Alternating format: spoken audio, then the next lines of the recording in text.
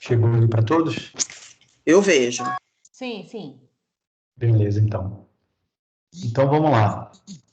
Primeiro, muito obrigado aí pelo convite, tá? Foi, de fato, prontamente atendido, porque para mim é um prazer, uma honra, inclusive, falar para alunos e profissionais da gestão ambiental. Eu que faço gestão ambiental há muitos anos, atuo nas ciências biológicas, mas sou formado em biologia, mas há muitos anos eu atuo como gerente de projetos na gestão ambiental. Então, e o tema ESG é um tema que eu venho estudando muito e estou com muita familiaridade, porque venho implementando algumas métricas ESG em companhias, e é sobre isso que nós vamos falar hoje. Tá? A minha apresentação ela é dividida basicamente em duas partes. A primeira parte é mais um nivelamento de conhecimento, né? A gente vai falar um pouquinho sobre os conceitos ESG, sobre as justificativas, tudo que envolve essas três letrinhas, né, que está muito na moda. Hoje você fala muito disso no LinkedIn. Quem tem o LinkedIn, por exemplo, sabe que todo santo dia tem alguma publicação envolvendo ESG. Então a gente vai falar um pouquinho sobre essas questões, essa letrinha, essas três letrinhas, falar um pouco de cada uma delas. E depois a gente vai partir um pouco para a prática, tá? Que eu quis também fazer alguma coisa aplicada, um pouco menos conceitual. A gente vai ter uma parte conceitual e também vamos ver um pouquinho de prática, ou seja, como que minha equipe, a equipe de projetos que trabalha comigo, a gente implementa as métricas ESG e o conceito de ESG dentro das companhias, tá? Então, vamos começar. Bom, primeiramente eu queria destacar, né, que eu coloquei uma linha do tempo da sustentabilidade. Também tenho muita familiaridade com o tema da sustentabilidade, também atuo há muitos anos com o tema de sustentabilidade, e a gente separar um pouquinho das questões de sustentabilidade, como que a sustentabilidade, que nos anos 90, anos 2000, se falava muito de sustentabilidade, e ela morreu, ela acabou. O que aconteceu com sustentabilidade? Ela veio para a ESG. A gente vai ver que são conceitos complementares, mas são conceitos um pouco diferentes, tá bom? Então, eu queria... quem conhece um pouco da prática da sustentabilidade sabe que tudo começou nos anos 80, com aquele relatório Brundtland, e também, principalmente, com as questões do relatório o livro da Rachel Carson, né, Primavera Silenciosa, que deu origem a grande parte das questões de sustentabilidade, né? Mas isso daí eu vou passar um pouco mais rápido sobre isso, para a gente chegar como o ESG começou a vir a reboque da sustentabilidade, né? Então, a gente tem na linha do tempo, desde 1987, na verdade, desde antes disso, 72, nós estamos falando da Conferência de Estocolmo, né, onde tudo começou lá atrás. Depois foi publicado aquele relatório que é o nosso futuro comum, e aí depois veio o IPCC, painel intergovernamental para mudanças climáticas, enfim. E aí vamos avançando no conceito, até que eu destaco principalmente três grandes marcos aqui, tá?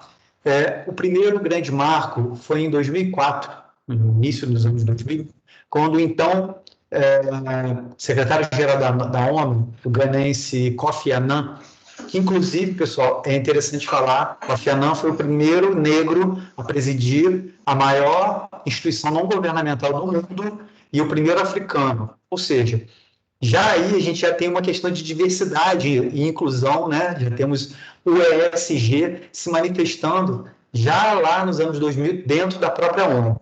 Então, o Kofi Annan chamou alguns líderes mundiais, principalmente instituições financeiras, para uma conversa. Então, ele falou, pessoal, vocês são instituições financeiras, vocês emprestam dinheiro, vocês têm uma atuação, vocês têm uma certa responsabilidade pelo dinheiro que vocês investem, então vocês não têm nenhuma preocupação, o que estão fazendo com o dinheiro de vocês?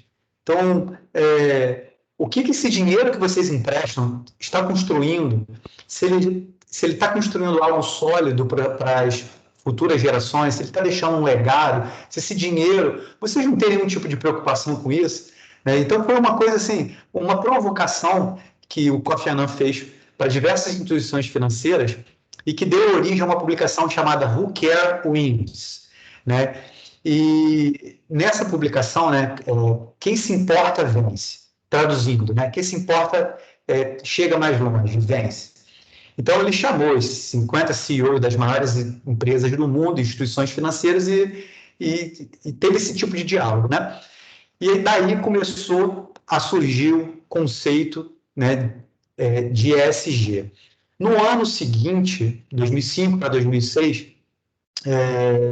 a gente teve o segundo grande marco do ESG, que essas instituições financeiras, depois dessa conversa com a ONU, eles se reuniram para fazer também uma espécie de princípios que eles chamam de PRI, princípios de responsabilidade responsável. Tá? Então, o que significa isso? São diretrizes que, para a gente emprestar dinheiro, vocês que estão pegando esse dinheiro nosso, têm que cumprir alguns princípios. E esses princípios, eles são de investimentos responsáveis. Então, surgiu aí alguns checklists, alguns princípios e algumas métricas de responsabilidade para emprestar dinheiro. Aí isso foi mais ou menos em 2006. E aí, isso, você vê que o conceito, né, nós estamos em 2021, nós estamos falando de 20 anos de ESG, né, desde do ano 2000, mais ou menos 2001, e aí 2004 o Kofi Annan chamou, então, quer dizer, já tem uma espécie aí, quase 20 anos de um conceito ESG, mas como que isso, do nada, sacudiu todo esse mercado, né? Por que o ESG explodiu? Inclusive, teve uma capa da revista Exame que veio falando em 2000 o tsunami ESG. E aí começou aquele burburinho no LinkedIn, o que é ESG, ESG e tal.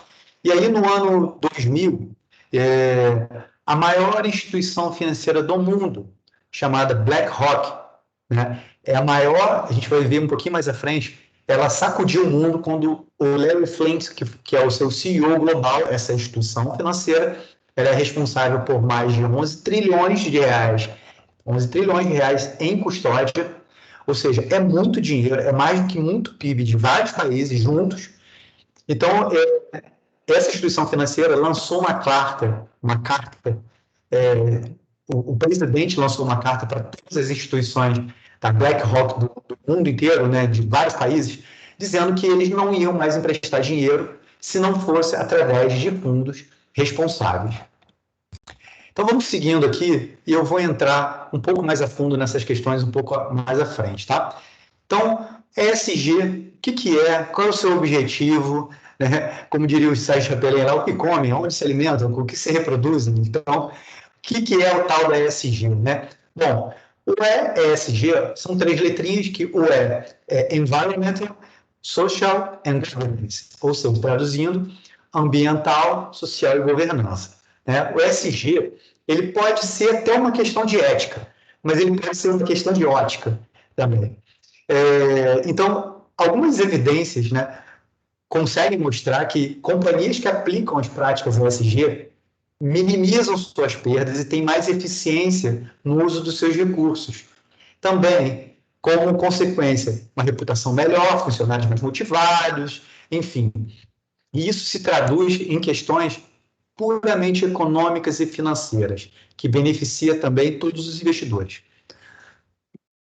Bom, traduzindo isso, qual é o objetivo fundamental disso? Por que a sustentabilidade, tão falada ao longo de vários anos, né, a gente não conseguiu, a gente falhou enquanto gestores ambientais, né, nós falhamos, nós não conseguimos colocar aquele triple bottom line, que é aquele tripézinho da sustentabilidade, lembra? Econômica, social, ambiental, aquela coisa toda, a gente tem que ser economicamente viável, ambientalmente correto, socialmente justo. Nós falhamos nisso, porque até hoje a gente não conseguiu implementar coisas mínimas, né? Então, uma mudança fundamental do conceito de sustentabilidade para o conceito ESG é que o ESG coloca critérios de desempenho financeiro e não financeiro em condições de igualdade, impede igualdade. Um dos objetivos fundamentais é gerir os riscos financeiros através da gestão de riscos socioambientais, decorrentes das alterações climáticas, degradação ambiental, questões sociais, etc. Ou seja, pessoal, nós estamos falando, então, que as grandes instituições mundiais, os grandes financiadores de projetos do mundo inteiro, começaram a entender que o dinheiro que eles estavam colocando nos projetos corriam riscos. E riscos de quê? Riscos ambientais, riscos sociais, riscos de alterações climáticas, degradações ambientais. Então, os critérios, né, o que eles falam, o que eles colocam, não é que eles são muito bonzinhos e agora todo mundo está falando de ESG como se fosse, né, uma coisa de outro mundo e como um conceito, enfim. Na verdade, as pessoas, os investidores, eles estão com medo dos riscos que as mudanças climáticas podem afetar os seus investimentos, o seu dinheiro. Então, um dos objetivos fundamentais do ESG é gerir os riscos financeiros através de gestão de riscos socioambientais. Bom, como eu falei que é uma questão de ética, também pode ser uma questão de ótica. Então, existem duas formas de saber se aquele investimento sustentável vai trazer bons resultados, né? A primeira é olhar para os riscos que podem ser mitigados a partir das boas práticas do ESG. E a segunda é a partir de oportunidades da geração de valor. Ou seja, a primeira questão é você olhar para os riscos que vocês podem minimizar implementando práticas, né, sustentáveis, práticas de ESG, minimizando seus riscos e minimizando os riscos do dinheiro que o investidor está colocando, né? E a segunda é, a partir disso, majorar as oportunidades de geração de valor para o seu próprio negócio através do ESG. Vamos lá, então, por que esse negócio de ESG ele é tão importante, tão relevante? Por que está se falando tanto ultimamente? Tá? Primeira coisa, se você jogar lá no Google hoje, no Trend Topics do Twitter, Trend Topics do LinkedIn e do Google, a gente vai perceber que eu fiz uma busca desde 2004 até 2020, final de 2020, tá? E essa busca, ela coloca ali, né, as observações de buscas do Google sobre ESG, né? A gente tem uma lacuna imensa até 2015, mais ou menos, a gente vê aí em janeiro de 2013, logo no início, em 2004, teve uma grande busca, né? Você vê aí que o gráfico sobe bastante ali, esse eletrocardiograma sobe bastante. E depois, quando chega mais ou menos em 2015, 2016, ele dispara. E essa última subida dessa rampa aí é justamente 19 e 20, 2019 e 2020. Tá? Bom, como eu disse, a BlackRock, ela sacudiu o mundo, né? Ela é uma gestora que possui 7 trilhões em custódia de dólares, tá? Façam as contas, você vê em reais, o que eles têm em custódia. Em janeiro de 2020, eles disseram que eles iriam desinvestir em empresas que não possuíam critérios ESG. Você imagina só. Então, o que eles fizeram? Eles, de fato, eles venderam a preço de banana diversas ações de empresas de petróleo, de gás, de mineração, né? E se desinvestiram, ou seja, eles tiraram o dinheiro que eles estavam colocando nesses projetos. Isso foi em janeiro de 2020, com a carta, eu deixei o link aí, depois vocês procuram essa carta, é muito interessante, muito, muito importante de ser lida também, chamada Carta do Larry Flynt, que sacudiu o mundo. Bom, em 2021, não satisfeito com sacudir o mundo em 2020, em 2021 o Larry Flynt reiterou a posição, dizendo que nesse ano, 2021, eles levarão em consideração critérios em ESG em todos os seus investimentos. E aí, mais ainda, e aí quando Larry Flynt, quando o dono dos maiores fundos de investimento do mundo, o maior fundo de investimento não, desculpa, agências que tem diversos fundos juntos, quando ele fala uma coisa dessa, ele sacode todo mundo, né? E aí veio uma reação em cascata. Bom, o Fundo Soberano da Noruega, por exemplo, retirou os investimentos da Vale, da Eletrobras e dentre outras empresas, especialmente as mineradoras, tá, por critérios ambientais, isso no ano passado. O Fundo Soberano da Suécia retirou seus investimentos da JBS no ano passado. E hoje quem acompanha o LinkedIn sabe que JBS está contratando especialista em SG, torto de direito, sustentabilidade, e estão correndo atrás de prejuízo, né? Aquela loja de roupa Zara, ela teve redução de investimentos também depois que descobriram o trabalho escravo infantil, né? Diversas outras. Carrefour, por exemplo, quem não lembra daquele cachorrinho, né, que foi morto. Agora, pouquíssimo tempo também, um cidadão foi morto também na mesma rede de supermercado. Enfim, operadores do mercado financeiro europeu também têm que explicar, a partir desse ano, como integram as questões ESG em suas operações. A gestão de riscos socioambientais, incluindo as comunidades do seu entorno, deve ser levado em consideração pelo regulador, pela CVM, Comissão de Valores Mobiliários, tá? Na regulação e supervisão. A ONU diz que a poluição e os riscos ambientais matam 12 milhões de pessoas por ano. Isso em 2016. Bom, alguns acidentes graves, né, como eu disse aqui, por exemplo, de empresas que eram listadas no índice de sustentabilidade ambiental, no índice de sustentabilidade empresarial da Bolsa de Valores de São Paulo, tá? Depois de alguns acidentes graves, como, por exemplo, essas duas empresas, né, quem não lembra, né, dos desastres de Mariana, Brumadinho, Carrefour, né, com esses dois casos que eu citei, eles deixaram de participar dessa lista do índice de sustentabilidade na Bolsa de Valores e teve que reformular todos os seus critérios.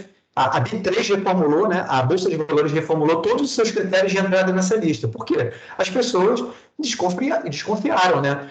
Poxa, se Vale e Carrefour estão dentro de uma lista de sustentabilidade da B3, então, quem que não entraria nessa lista, né?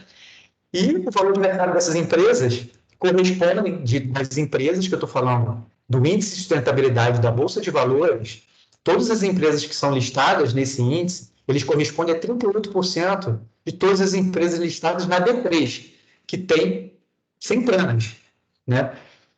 Então, seguindo, mais de 30 trilhões em ativos são gerenciados por fundos que definiram estratégias ESG. Segundo a PricewaterhouseCoopers, uma das maiores auditores do mundo, quase 60% dos ativos de fundos mútuos serão ESG até 2025. Bom, e também existe o custo de captação são reduzidos a partir de empresas que conseguem demonstrar boas práticas ESG, ou seja, o custo do dinheiro é menor. Existem mecanismos financeiros, por exemplo, de desconto na taxa de juros de empréstimos por performance ESG. Além disso, 77% dos investidores institucionais pesquisados disseram que planejam parar de comprar produtos que não levam em consideração métricas ESG nos próximos 2 anos. Bom, então nós estamos falando de um assunto importante. Nós estamos falando de uma coisa que sacudiu realmente o mundo inteiro, né? E aí surge um novo conceito, né? Um conceito chamado capitalismo de stakeholders. Tá? Esse conceito empresarial é muito importante, principalmente para quem está começando a entender o que é o ESG. Até os anos 70, as empresas eram voltadas exclusivamente para dar lucro aos acionistas. Né? Teve um CEO de uma empresa que uma vez eu conversando com ele, ele me perguntou o seguinte: Felipe, qual é o principal objetivo de uma empresa? Aí eu falei, claro, dar lucro, né? Aí ele falou, não, o principal objetivo de uma empresa é não fechar. Qual é o segundo? É dar lucro. Então, primeiro é você conseguir a perenidade do seu negócio para depois você ter, de fato, lucro. As empresas, até os anos 70, 80, posso até dizer até início dos anos 90, elas eram exclusivamente voltadas para dar lucros aos acionistas. Hoje em dia, os investidores ESG, eles acreditam que se deve priorizar todas as partes interessadas, sejam internas ou externas, e que esses stakeholders, eles devem estar satisfeitos com os acionistas. Olha que coisa interessante, né? Os investidores que investem em fundos ESG, eles acreditam que estão em pé de igualdade. Lembra que eu falei que a ESG leva em consideração, em pé de igualdade, critérios econômicos, financeiros, com critérios socioambientais? Então, é isso.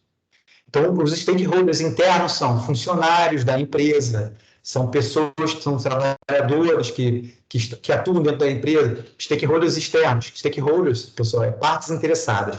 São os atores que um projeto afeta ou que são beneficiados de alguma forma por aquele projeto. Então, eles põem em pé de igualdade e dizem, o capitalismo de stakeholders preconiza, inclusive teve um evento um mês atrás, muito interessante, bem grande, online, exclusivamente sobre capitalismo de stakeholders, foi bem interessante. Então, eles dizem que todos os stakeholders, internos e externos, devem estar tão satisfeitos com quanto quem ganha o dinheiro. Isso é um conceito novo e importante. Bom, e alguns positivos das estratégias ESG, né? Menor risco de exposição, menor exposição ao risco para o negócio, como eu já disse antes, que o pessoal está de olho nisso. Está de olho no risco que você tem para que seu dinheiro corre quando você coloca em empresas que não levam em consideração os critérios ESG. Né? Antecipação de pressões legais e da sociedade, melhor valuation, ou seja, o quanto que a empresa vale ao longo do tempo, atrai e retém melhor os talentos, tem uma facilidade de acesso ao capital, enfim, diversos outros, né? Análise de riscos socioambientais. Quanto maior é o risco, vejam bem, quanto maior é o risco socioambiental, maior são os juros de empréstimo. A instituição financeira se baseia em riscos, tá? Então, qualquer instituição, qualquer projeto, você tem um projeto hoje e você vai captar dinheiro do BNDES, do Itaú, do Santander, de qualquer banco, Banco do Brasil, qualquer banco. Primeira coisa que eles vão perguntar para você, você tem uma matriz de risco? Essa matriz de risco, ela está associada a todos os setores da empresa? Você tem matriz de risco ambiental, social? Por quê? Quanto maior o risco que você tem no projeto, maior são os juros, óbvio, tá? E alguns impactos positivos na reputação da economia, né, que são aqueles ativos intangíveis, né, 90% dos consumidores acreditam que as empresas devem ajudar socialmente e ambientalmente, contribuir para um mundo melhor. E mais de 60% dos consumidores estão muito ou extremamente preocupados com a poluição do ar, da água, uso de embalagens, resíduos, etc. Bom, como é que isso se traduz ao longo do tempo, né? Principalmente com relação a investimento, tá? Porque, na minha humilde opinião, enquanto a sustentabilidade não se pautou muito fortemente nesses critérios financeiros, né? Quando não tinha um copy-anã para chamar as empresas, não tinha, né, um PRI, um princípio de responsabilidade, de investimentos responsáveis, não tinha nada disso, a gente não conseguiu avançar na agenda ambiental. A gente não conseguiu, a gente falhou. E essa sacudida que o mundo está dando é justamente por conta do mercado financeiro estar atuando fortemente nas questões de sustentabilidade. Então, as empresas que adotam uma agenda de ESG, eles têm maior rentabilidade, ela tem uma rentabilidade acima, inclusive, do Ibovespa, do índice da Bovespa, e menos volatilidade. Volatilidade são aqueles altos e baixos, né? Desde a criação do Índice de Sustentabilidade Empresarial em 2005, a carteira de ESG subiu 296% contra 233% do total da Bolsa de Valores. É só você ver esse gráfico aí, né, que no início, até 2008, por aí assim, estava em pé de igualdade. A partir de 2011, houve uma disparada. Né? Chegando em 2015, né, uma diferença da curva bem grande, né? E ainda, a gente tem, aí demonstra um pouquinho mais a fundo, principalmente o período entre 2012 e 2016, que houve, de fato, aí um crescimento do ESG, do ESG e dos fundos de sustentabilidade que levam em consideração critérios ESG muito grande. Nessa curva dá para ver um zoom da curva, né? O desempenho do índice de sustentabilidade versus o Ibovespa também, principalmente em crises, em épocas de crise. Esse gráfico da direita, ele mostra a pandemia. Aqui foi março de 2020, tá? O verde é o índice de sustentabilidade e o rosinha é as outras, né, o fundo normal da Ibovespa. Então, a gente pode perceber que ele vinha performando melhor. Quando ele caiu menos, e na retomada, ele retomou muito mais rápido ao patamar anterior, né? Ou seja, isso que é a tal da volatilidade. Aqui uma comparação entre alguns índices internacionais, o Standard Poor's, da mesma forma, ok? E alguns índices também, principalmente em regiões de países em desenvolvimento, que também os critérios versus o índice da África do Sul versus o benchmark total do índice da Bolsa. Bom, então, o que é? Já entendemos mais ou menos o que é a importância do ESG, né? Mas agora, o que a gente faz, né? Vamos voltar um pouquinho para a prática. O que a gente examina nesses itens ESG, né? Existe uma frase que é uma frase que é mais ou menos uma frase símbolo do ESG, inclusive é uma placa que está lá na Bolsa de Valores, se eu não me engano, de Londres, né, que diz que não existirá empresa que a sociedade não queira.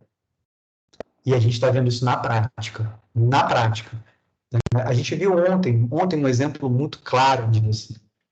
Será que esse negócio de ESG está dando certo ou não? Vamos ver. Ontem, Cristiano Ronaldo, numa entrevista coletiva na Eurocopa, tinha 2 garrafinhas de Coca-Cola, ele mandou tirar as 2 garrafinhas de Coca-Cola e botar uma água na frente dele.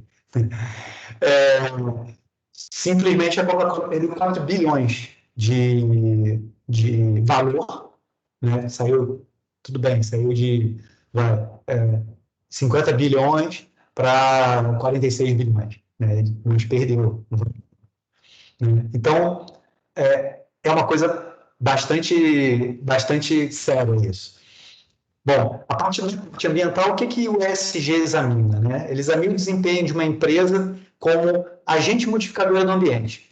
Eles incluem políticas e a capacidade da empresa em mitigar seus riscos. Primeiro, saber se a empresa conhece os seus riscos, né? Segundo, se ela tem capacidade de mitigação desses riscos, ok? E aí vai uso de energia renovável, controle de poluição, gestão de recursos hídricos, etc. Na parte social, né, nós examinamos como a empresa gerencia seus relacionamentos com os seus diferentes públicos, os stakeholders, as partes interessadas, em diversas esferas onde eles atuam. Então, contempla visões e práticas sobre diversidade, direitos humanos, equidade de gênero, defesa do consumidor, né? É muito comum a pergunta, mas o Brasil tem um arcabouço legal muito forte, temos licenciamento ambiental, temos a questão social, né, ambiental muito forte. Então, por que eu preciso ainda? Porque eu, como dono de empresa, por que eu preciso ainda entender algo ESG, implementar métricas ESG, conceitos, né? Bom, para começar, eu não conheço nenhum licenciamento ambiental, e olha que eu atuo há muitos anos com licenciamento ambiental, né, que privilegie diversidade, né, equidade de gênero. Nós estamos falando de uma mulher ganhar a mesma coisa do que um homem. Nós estamos falando de LGBTQIA+, dentro da empresa, política, dentro da política da empresa. Né? Não é a questão de meramente se contratar, não, ter uma política de diversidade, ter uma política de equidade de gênero, de defesa do consumidor, entendeu? E na parte da governança, que para mim, inclusive eu venho escrevendo um pouco lá no LinkedIn sobre isso também, que eu venho atuando, estudando bem fortemente a questão da governança dentro do ESG, né?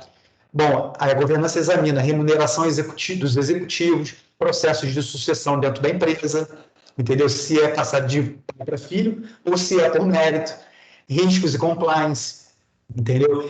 Independência do conselho, que é muito importante, política de remuneração da alta administração. Se esses administradores, por exemplo, têm seu bônus atrelado a métricas ESG, entendeu? Se bater as metas de social, ambiental, dar mais remuneração para esses executivos, além de transparência, ética, todas essas coisas. Bom, além disso tudo, né, as empresas buscam traduzir os objetivos de desenvolvimento sustentável, aqueles objetivos da ONU, né, para dentro do processo de ESG. Então, alguns exemplos, tá? Equidade de gênero em todos os níveis de gerência, que é o que eu falei, não é só ter mulher dentro dos grandes conselhos, não é só ter mulher presidente, né? Você vê o presidente da holding da Magazine Luiza, é uma mulher, né? Não é só isso, é ter paridade salarial também. Mulher, em qualquer pesquisa que você fizer, ganha menos do que homem, em qualquer, sendo que tem o mesmo cargo. Mulheres com o mesmo cargo, na maior parte, não em todas, a maior parte das empresas ganha menos do que homem.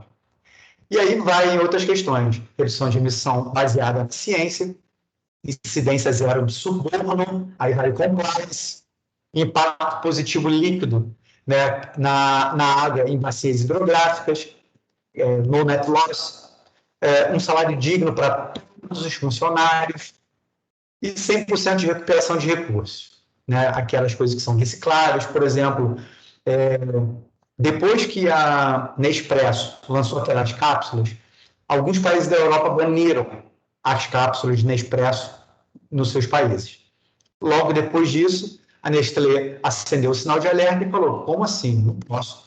Como que isso vai acabar com o meu negócio? E aí eles começaram a fazer cápsulas recicláveis. Hoje em dia, se não me engano, posso estar enganado, mas 100% das cápsulas da Nespresso são recicláveis. E agora, partindo um pouquinho para a prática, né?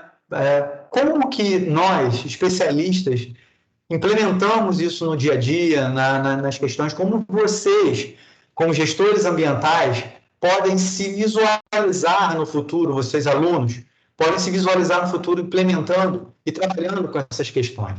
Bom, isso aqui é só uma síntese, tá, pessoal? Longe de ser o que nós fazemos, enfim, e cada companhia é uma companhia, a gente vai a fundo em cada companhia para saber o que precisa nela, o que não precisa ser implementado nela. Então, isso aqui é uma síntese da síntese do que nós fazemos no nosso dia a dia, ok? Então, basicamente, são 4 etapas. Primeiro, a gente faz uma análise de lacunas, tá? Essa análise de lacunas, ela é um método que tem o objetivo de avaliar o desempenho real face ao que ela poderia ser, ao potencial, ou o que ela gostaria de ser, né? Depois, a gente elabora uma matriz de materialidade, que essa matriz nos ajuda a identificar as prioridades de ação segundo a visão da companhia, dos principais stakeholders. E aí eu estou falando de stakeholders, não só os internos, não só conselho, não só investidor, nós estamos falando partes interessadas por completo, principalmente as comunidades do entorno. Plano de ação para botar em prática e fazemos o monitoramento. Vamos entrar agora um pouquinho em cada uma dessas etapas, né? Essa análise de lacunas, como o nome já diz, né, ela visa identificar o que a empresa gostaria de ser, aonde ela gostaria de estar posicionada, tá? E aonde ela está hoje. Então, a gente tem um delta, né, tem um diferencial e a gente identifica quais são essas lacunas, ok? Dentro dos critérios ESG. Então, essa análise de lacuna, ela combina um conjunto de técnicas e ferramentas que permite identificar as diferenças da performance atual com o que se pretende atingir. E o que deve ser considerado e apurado quando a gente faz uma meta-análise ou análise de lacuna? Aonde nós estamos, né? Aonde nós queremos estar, como que nós vamos fazer para chegar lá e quando que nós vamos chegar lá. A gente passa por uma matriz de materialidade. Essa matriz de materialidade, ela é muito interessante, porque ela auxilia na definição das nossas prioridades de ação, ou seja, depois você lembra que a gente vai fazer um plano de ação. Então, esse plano de ação, ele tem que ter prioridade, como todo plano de ação tem. Então, ela nos ajuda a priorizar, nos ajuda, inclusive, também nos indicadores que serão acompanhados. Então, por que ela se chama de matriz de materialidade, né?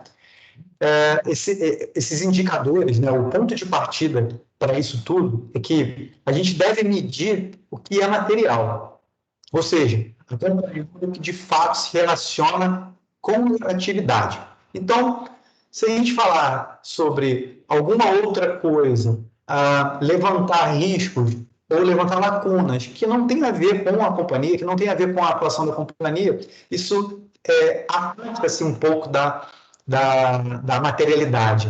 Né? Então, a gente tem aí dois eixos, né? O eixo X e o eixo Y, e a gente tem a importância para os stakeholders, ou seja, para as partes interessadas, e a importância para o negócio. Quando você cruza os dois, a importância do negócio para a importância das partes interessadas, a gente chega aí nas definições de prioridade e nos KPIs. Tá? Depois a gente elabora um plano de ação. Esse plano de ação, como qualquer plano de ação, ele visa definir as ações, as tarefas, os responsáveis, os prazos, como você vai cumprir isso, quais são as metas e objetivos. Lembra que quem não sabe onde quer chegar, qualquer caminho serve. Né? Essa é a famosa frase do Lewis Carroll, o autor de Alice do País das Maravilhas, e que é muito aplicável para a gestão, né? Para os negócios, de uma maneira geral. A gente está falando de gestão com gestores ambientais. Então, a gente precisa saber aonde a gente quer chegar. A gente precisa depois saber como a gente vai fazer para chegar lá. Tá? E quando nós vamos chegar lá? Porque também não adianta a gente traçar um plano de ação todo para 30 anos. A gente está vendo agora, né? Todos esses protocolos, protocolo de Kyoto, etc., as metas de redução de emissão são para 2030. Ou seja, daqui a pouco, é um piscar de olhos. Né? Então, a gente visa identificar todas essas tarefas e aí a gente segue uma metodologia definida, enfim. E, por fim, a etapa de monitoramento, que depois que a gente começa a implementar as métricas, né, a gente precisa monitorar. Né? Então, como é que a gente faz esse monitoramento? A gente avalia, a gente audita, a gente faz due diligence periódicas. Né? Para saber se todos aqueles critérios que nós bolamos, que nós elencamos dentro do plano de ação, de fato estão sendo executados dentro do prazo, né, dentro dos CAPEX, etc. A gente visa observar continuamente e de modo repetido, né, através de algumas metodologias, a evolução da implantação desse plano de ação. Ok? E reavaliar as metas, indicadores, caso necessário, porque nada é estático. Três grandes questões que o ESG ainda precisa responder, né? Que, na minha concepção, são questões ainda que a gente precisa avançar nas pesquisas para a gente ter, de fato, uma confiança para chegar para os desconfiados, né, do ESG e ter base sólida para a gente discutir questões e métricas e implementação, de fato, dentro das companhias. Né? Primeiro, como o ESG afeta as operações e o valor de uma empresa, de fato. Né? Ela aumenta o valor, melhorando a lucratividade, reduzindo o risco? Existe alguma pesquisa de longo prazo que diz isso? Ou ela reduz o valor, aumentando os custos, ou aumentando os riscos? Não sei. Precisa de pesquisa que ligue a ESG com crescimento de receita, com lucro, né, com margem e retorno e com riscos. Né? Como o mercado, a segunda questão também, como o mercado avalia as consequências do ESG? Né? O preço superajusta a mudança de valor? O preço reflete corretamente essa mudança de valor da companhia? Né? O preço que eu estou falando é o preço do produto, o preço do serviço. O preço subajusta a essa mudança de valor? Né? Eu acho que tem uma lacuna ainda de pesquisa sobre a ligação entre o ESG de uma empresa e como que seu estoque ou como que seu valuation é precificado. Bom, os investidores também obtêm retornos excessivos sobre ações ESG. Eles têm excedentes positivos. Os investidores fazem uma taxa justa de retorno. Né? Então, na minha opinião também, existe uma lacuna aí que precisa ser pesquisado, se as ações com pontuações altas ESG ou fundos com foco ESG oferecem retornos maiores ou menores que o esperado, dado o seu risco. Ao longo do tempo, né, a gente já tem uma curva, ao longo desde 2005, né, até hoje, que diz que ações e fundos que têm critérios ESG têm melhor rentabilidade e menor volatilidade. Mas como isso, de fato, atua dentro da empresa, dentro dos seus produtos, dentro do valuation, isso, para mim, ainda é uma lacuna. E aí, pessoal, uma mensagem final aí que eu deixo para vocês, né, que é sobre maturidade em ESG. Tudo é uma questão de caminhada, né? O ESG é um processo evolutivo, ele é uma jornada, né? Não se pode enxergar uma classificação do ESG como binária, é sim ou não, ele é ou não é, ou estacionário, né? Tipo como se fosse uma certificação ISO. E aí é um grande... Eu tenho um amigo aí que está aí na sala, inclusive, Felipe Polgari Bastos, um grande especialista em ISO, implanta ISO em diversas companhias, né? A gente pode até debater isso depois, né? Uma certificação ISO, você tem um checklist, você, né, elabora ali os planos de ação, ou uma empresa já passa direto e ela recebe uma certificação. Ela é auditada, ou ela é ou não é, ela tem ISO ou ela não tem ISO. A mesma coisa é o FSC. Ou ele está conforme ou ele não está conforme. ESG não se trata disso. Não se trata em ser ou não ser ESG. O que vemos são diferentes companhias em diferentes estados dessa jornada do ESG. Entendeu? E que essa jornada seja longa e exitosa e que a gente consiga, enfim, tirar aquela sustentabilidade, os valores da sustentabilidade ambiental, social, socialmente justo, ambientalmente correto, economicamente viável, que seja através de alguma governança forte, puxando esse carro, que é o que eu defendo, né, nos artigos que eu tenho escrito. Eu tenho defendido que, das 3 letras, eu tenho um artigo, quem quiser, ele pode me adicionar no LinkedIn também. E eu tenho um artigo no LinkedIn que eu publiquei, acho que semana passada, que eu faço uma provocação. Eu falo assim, o ESG não deveria se chamar GSA, ou seja, a governança não deveria ser mais forte, puxar o carro do social e do ambiental, uma governança forte, top-down, CEO, conselho, implementando o conceito e as métricas ESG, será que não daria mais resultado na parte ambiental e no social? Será que não é isso que faltou para o nosso triple bottom line, para o nosso tripé da sustentabilidade? Será que não foi a governança? Será que a governança não é o carro-chefe? Ou não deveria puxar todas as 3 letras? Elas têm pé de igualdade, elas são iguais, elas são têm o mesmo grau de importância. Só que nesse começo da caminhada, será que a governança não seria mais importante da gente puxar à frente, para a gente vir a reboque disso tudo? E aí eu deixo esses diversos questionamentos, essas diversas provocações para vocês pensarem um pouco. Beleza? Eu agradeço mais uma vez aí todo mundo que está assistindo e fico aberto às perguntas. Felipe, excelente.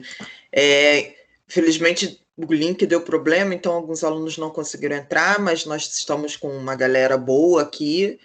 Eu vou pedir para vocês, como das outras vezes, colocarem aí no chat que querem falar, para a gente poder ir chamando um por um, tá? Façam suas perguntas, aproveitem. Não é um assunto que a gente consegue tratar todo dia.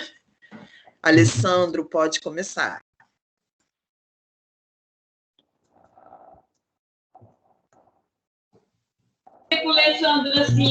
Ok. Estão me ouvindo? Sim. Sim. Boa noite a todos.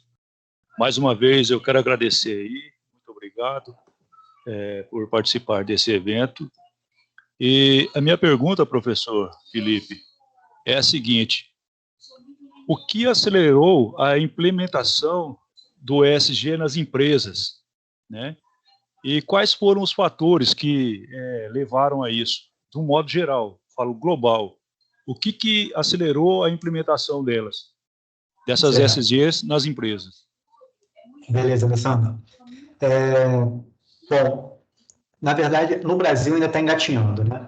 mas falando do mundo, falando de termos globais, principalmente Estados Unidos, o que acelerou o processo de ESG foi os riscos que os tomadores de recurso corriam e quem emprestava o dinheiro corria, né, com alguns riscos ambientais, sociais, etc. Diversos exemplos eu dei agora há pouco, né, sobre esses riscos.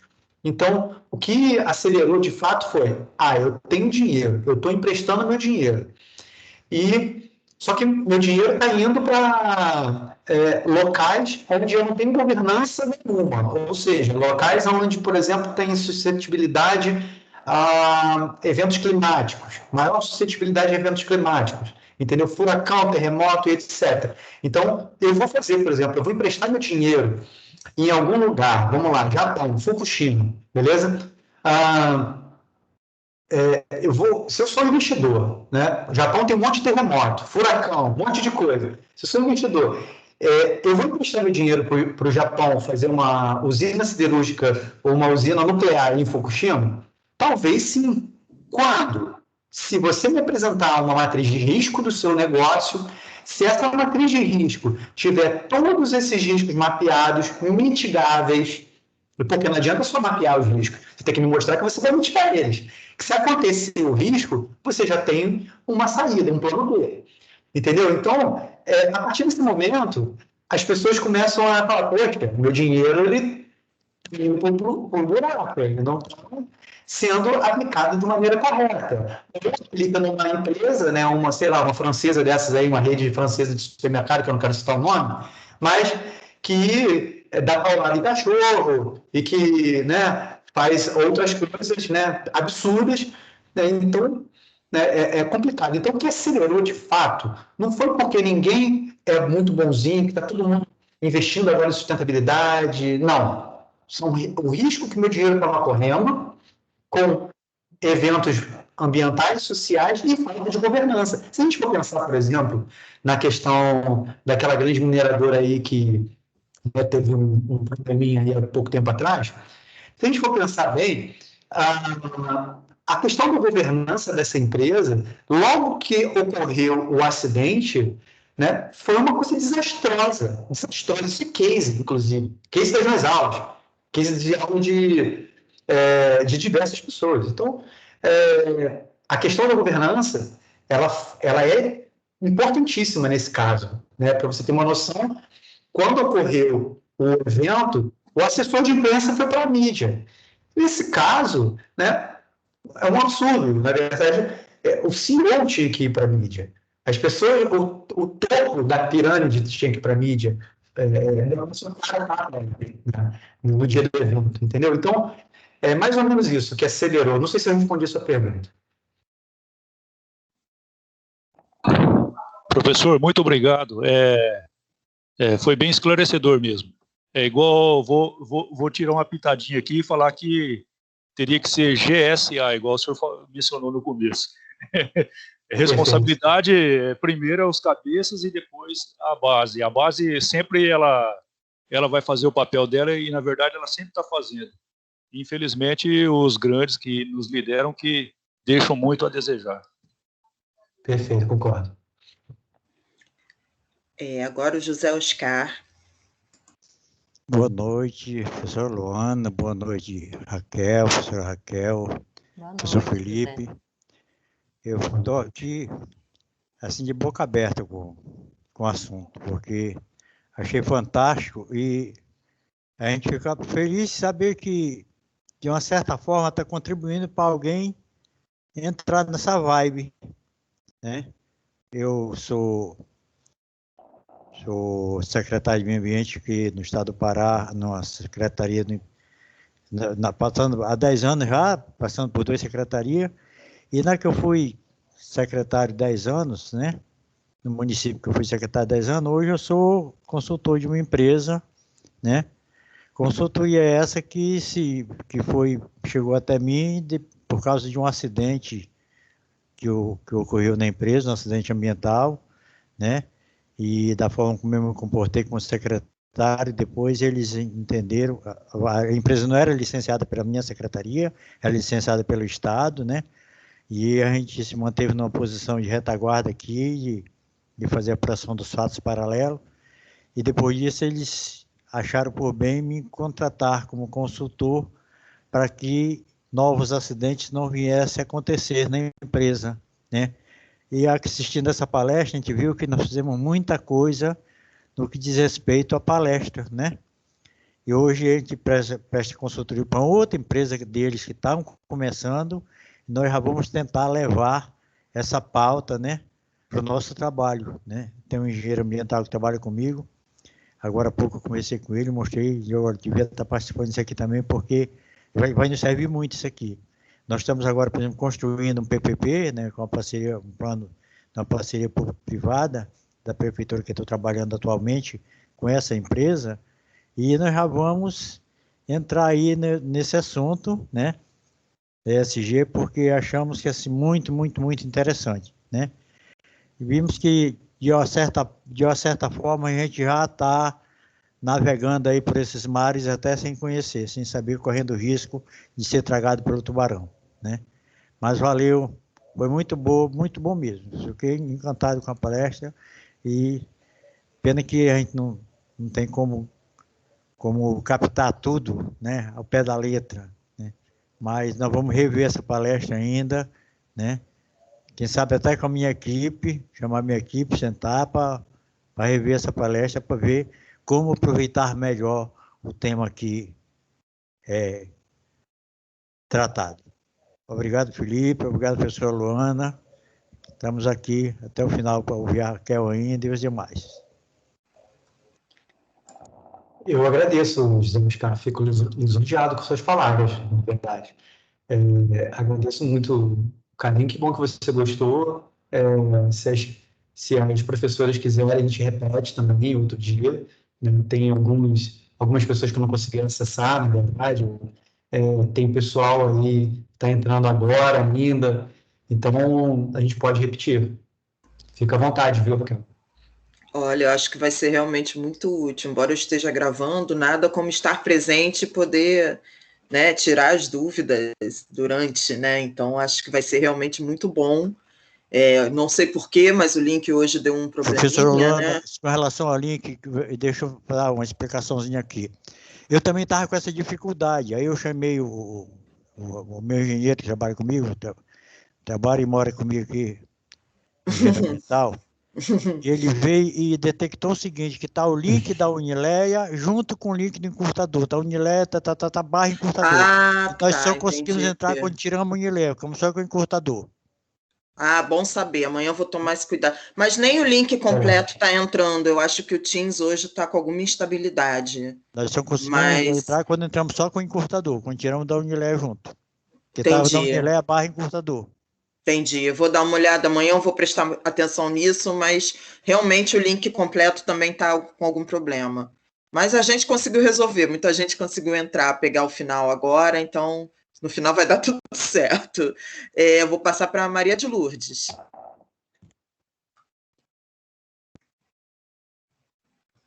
Maria? Maria ainda está na sala? Não sei se a Maria está na sala, então eu vou passar para a Raquel. Se a Maria tiver, sinaliza aí no chat para a gente poder voltar em você, tá, Maria? Raquel, então é contigo. Você está me ouvindo? Ah, Maria aí. Pode falar, pode perguntar. Foi a dificuldade aqui da informática mesmo. Ah, normal. Então, em primeiro lugar, quero parabenizar pelo nível da palestra. Professor, eu estou encantada. Realmente eu estou boquiaberta. Eu já trabalhei alguns anos como gestora ambiental, mas dentro do setor público. E hoje eu tenho capacitação, né, em educação ambiental, e sou gerente de projetos, mas eu estou ainda trabalhando como professora. A minha pergunta é como melhorar a fragilidade que eu percebo em relação ao setor público, os nossos gestores ambientais dos setores públicos, eles precisam buscar essa capacitação. Eu vi que acabou de passar um secretário aí, né? O ex-secretário acabou de falar, mas nós sentimos que nós temos que buscar uma capacitação de melhor qualidade, ou que traga mais avanço para o setor público em relação a essas questões de gestão ambiental. A gente vê que o meio ambiente precisa ser visto como uma mola mestra para o desenvolvimento também, né? Mas desde que com a devida responsabilidade.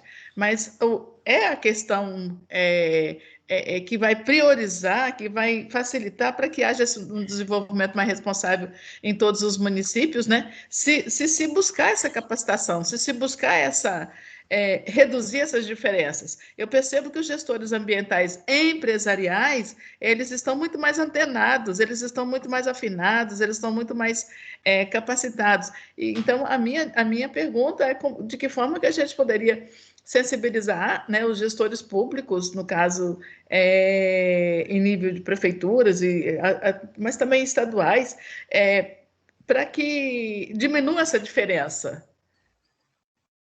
Por aí, obrigada. Certo. Com relação a essa questão dos gestores públicos, né, eu conheço os dois lados da moeda. Eu já fui gestor público também, atuei no Ministério do Ambiente há vários anos, depois no Estado do Espírito Santo, junto até hoje. E existe, de fato, uma disparidade grande nos gestores privados para o público, né? Eu acredito que não é por falta de capacitação, eu acredito que é por falta de ferramentas, por falta de vontade política de se implementar uma gestão ambiental efetiva. Eu passei, durante algum tempo, pelo Estado do Espírito Santo, com alguns secretários e alguns governadores diferentes, né? E vejo que faz muita diferença quem está lá em cima, e por isso que eu defendo muita governança, em qualquer nível, seja privado ou público, né? Que faz muita diferença o gestor ter a sensibilidade de capacitar, de botar boas ferramentas e etc. Por quê? Eu não acredito que haja nenhum funcionário público, né, que não queira fazer um curso. Se você oferecer curso para um funcionário, ele vai fazer, ele vai se capacitar, né? Ferramentas são escassas. Por exemplo, ferramentas de gestão, tem algumas muito simples. A cooperação alemã, KfW, GTZ, durante muitos anos, mais de 15, 20 anos, eles vêm atuando dentro do Brasil, capacitando gestores públicos para a área ambiental e fornecendo ferramentas simples, mapa ambiental, roadmap, enfim, diversas outras ferramentas, aquela análise SWOT, sabe, para depois você fazer bons relatórios, enfim, tem muita coisa boa aí. Só que eu acho que falta vontade política realmente, tá? O gestor ambiental público no Brasil, ele é bom, ele é capacitado, só que falta para ele ferramenta para implementação de certas questões socioambientais. É a minha opinião. Obrigada. Excelente. Vou passar a palavra, então, para a Raquel. Raquel, você me conseguir a sua palavra para depois você entrar, só para esclarecer um pouco aí. É que a colega lá falou anteriormente, ela falou sobre essa questão da falta de capacitação, algumas coisas assim. Eu acho que ela tem razão em parte, porém, eu tenho uma experiência assim, fantástica com relação a isso, a capacitação de gestores públicos, porque aqui no estado do Pará nós somos 144 municípios. Então, o que nós fizemos? Nós procuramos capacitar os nossos gestores ambientais, né, para ele exercer essa função, a boa função de gestão ambiental. Então, nós criamos um fórum de secretários, tá? Onde nós congregamos 144 secretários, e através desse fórum nós buscamos capacitação no estado, onde for preciso para capacitar. Nós conseguimos um feito muito grande na última gestão, nos últimos 4 anos. Dos 144 gestores ambientais, não tinha 10% que tivesse formação na área ambiental, e, no entanto, se fez uma grande gestão no Estado, né? E, com isso, os gestores municipais, os prefeitos, sentiram a necessidade de, quando contratar, de quando nomear o seu secretário de meio ambiente, nomear alguém da área. O que deu um salto agora, dos 144 secretários municipais de meio ambiente do Estado do Pará, apenas 23 não têm formação de nível superior, e a maioria desses outros secretários, todos com formação na área ambiental, seja como agrônomo, como biólogo, como geólogo, mas todo na área ambiental. Foi um salto muito grande, isso em função da busca de capacitação que nós fizemos durante os últimos anos. Então, eu acho que ela tem razão em parte. A gente tem feito isso, tem conseguido buscar, e a gente tem percebido que aqueles que não têm formação na área, né, formação superior, ou qualquer formação na área ambiental, são os que mais se interessam em buscar a capacitação. Obrigado. Desculpe aí pela interferência. Tá aí um exemplo, então, do que eu falei agora. Gestor ambiental que leva a sério, que capacita.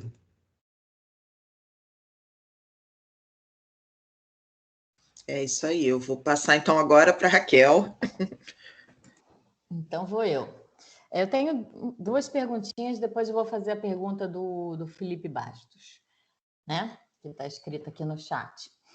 Felipe, você falou que a gente está caminhando, né, engatinhando ainda nessa questão do ESG aqui no Brasil, mas a gente tem algum exemplo de boas práticas de ESG, de alguma empresa? Temos. A maior, a que eu considero o melhor case é a Natura, que implanta isso há muitos anos, né, que tem bons relatórios de sustentabilidade, porque agora vocês vão ver que depois da tsunami ESG, eu não gosto de falar moda, tá? Porque aí soa muito pejorativo, que não é moda, isso é uma tendência e vai ficar. Depois desse tsunami ESG, vocês vão ver um tsunami de relatórios de sustentabilidade à torta e direito. Todo mundo vai lançar relatórios de sustentabilidade. Alguns lindos, feitos por um marketing perfeito, com fotos, sabe? Com aquela coisa. E aí você vai entrevistar o stakeholder interno. Não é essas coisas. Você vai entrevistar a comunidade que está sendo afetada, não é aquilo que está dentro do relatório de sustentabilidade. E vocês vão perceber isso, tá? Então, a Natura, ela faz um trabalho fantástico há muitos anos com os catadores de babaçu na Amazônia, com ribeirinhos. Então, parte desse recurso volta para as comunidades, eles giram capital interno. Então, de fato, o que aparece dentro do relatório de sustentabilidade da Natura, que inclusive lançou agora, se eu não me engano, tem um mês, algumas semanas atrás, eles lançaram o relatório de sustentabilidade de 2020, está muito bom, vale a pena buscar na internet, é livre acesso. Você vê que de fato faz a diferença, sabe? Você vê que de fato, quando você lê um relatório de sustentabilidade greenwashing, e agora também diversity washing, né? Social washing, que é o fake, você nota na hora, entendeu? Dá para perceber, certo? Então, quando você lê um relatório bem feito, que não é só aquela coisa bonita para ele, mas que você tem confiança, é outra coisa. Então, um exemplo perfeito para mim é a Natura. Tá ótimo.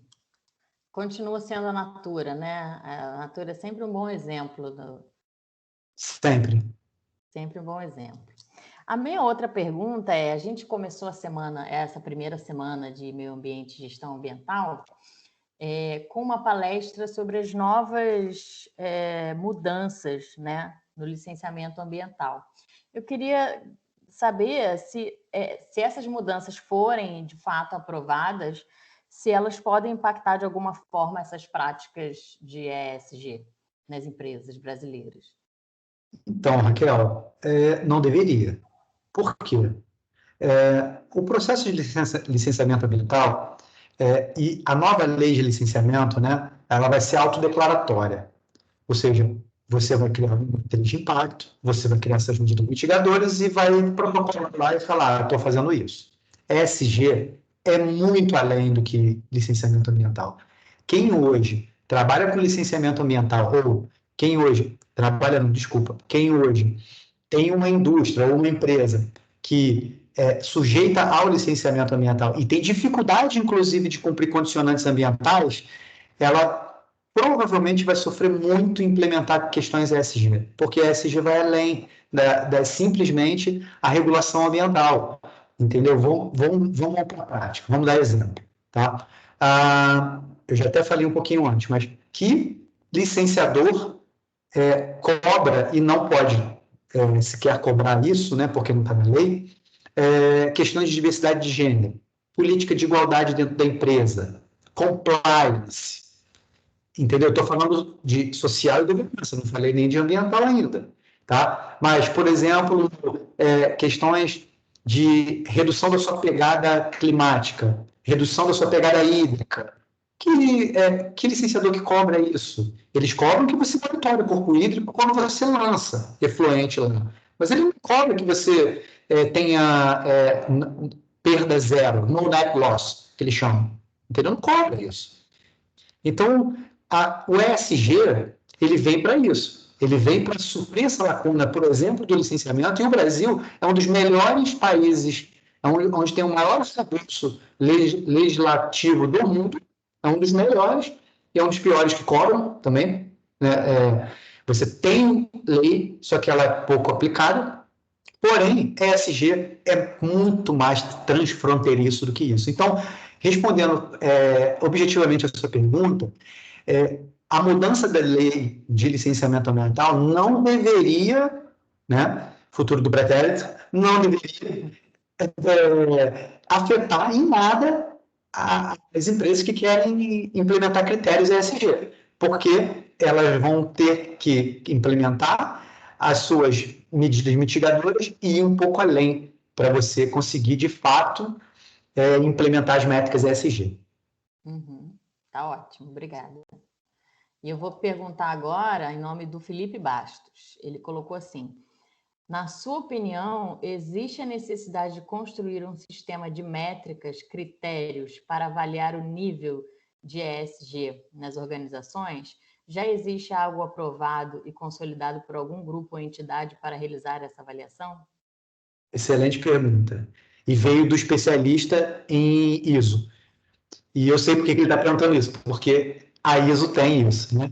Ela é normatizada, a ESG não é normatizada. A minha opinião, aí vai uma opinião pessoal, Felipe, isso é uma discussão sem fim, cara. Em todos os grupos que você possa imaginar, em fórum de discussão ESG, isso é uma discussão que não se tem um consenso, tá? Eu vou falar a minha opinião técnica e pessoal, tá?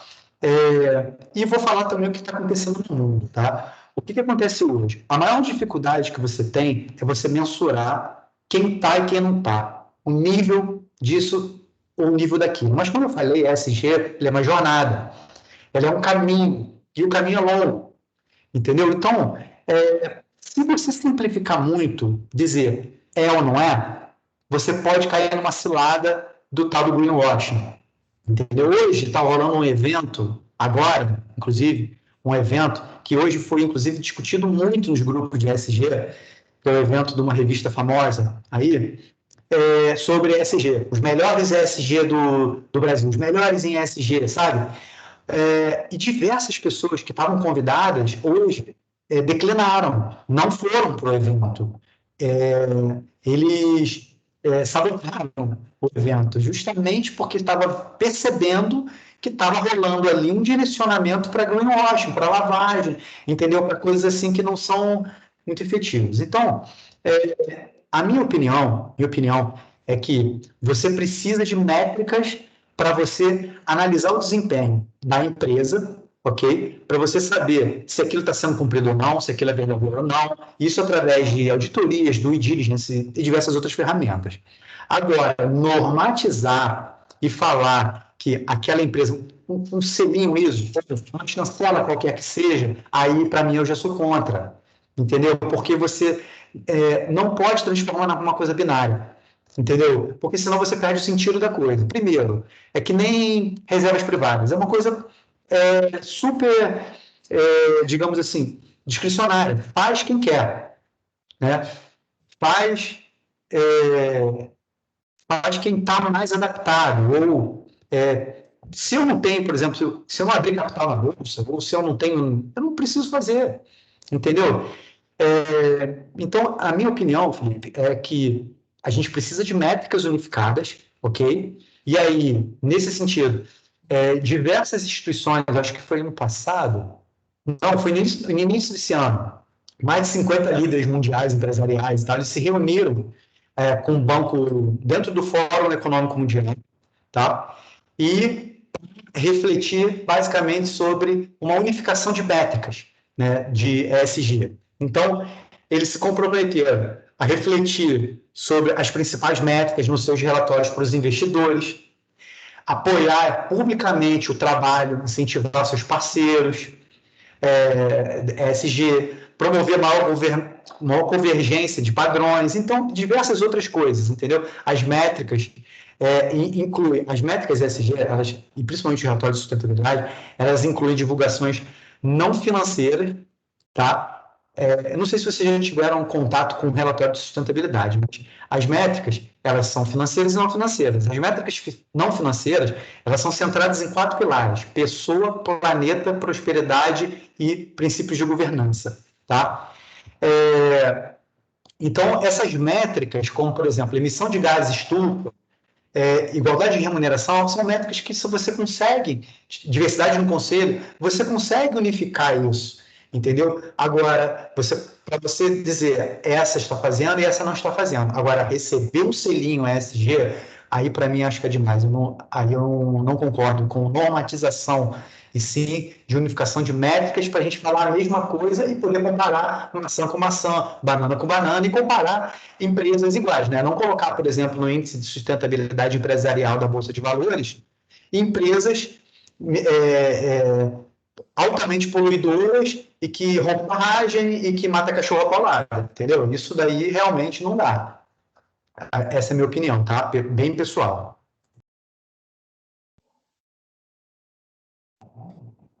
Ui, gente, muita gente. Foi, Felipe? Escreve aí pra gente se foi.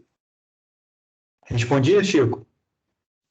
Acho que respondeu, sim. Mas ele não... Ele aqui no chat que ele falou que ele não está podendo falar. Tá certo. Luana, pergunta do Marcos e depois o Fábio. Isso, o Fábio pergunta: como conseguir fazer com que as empresas entendam que é necessário realizar o ESG sem ser por própria conscientização? Né? Isso seria um desafio para os gestores ambientais. Olha, difícil pergunta, tá? Difícil pergunta.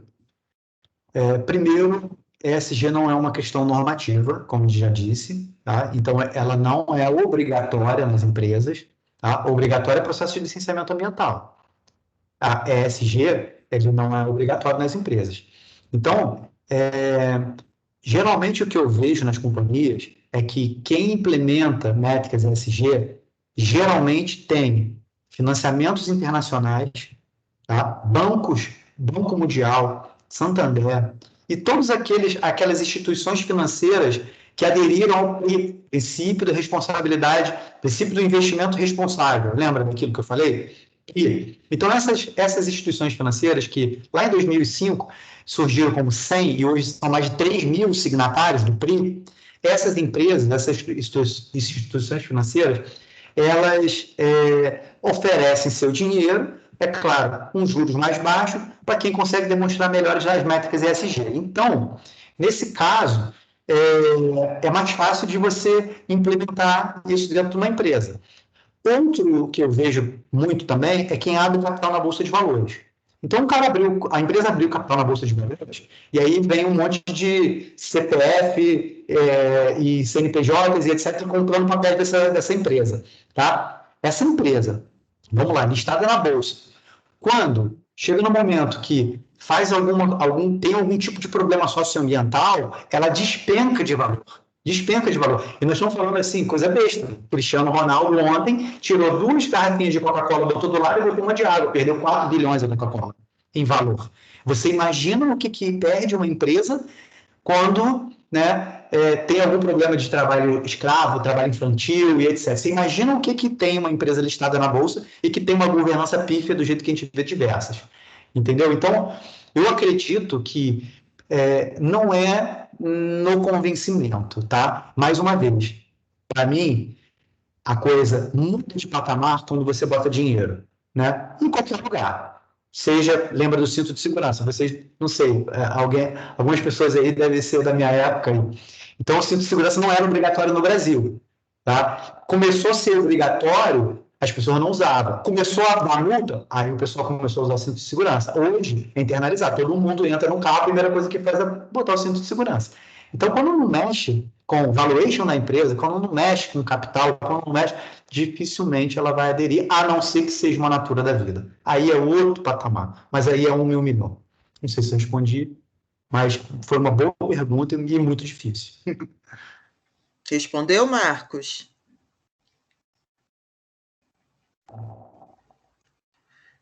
O Marcos deve estar escrevendo ainda. Ah, foi sim, respondido. Raquel, quem é o próximo?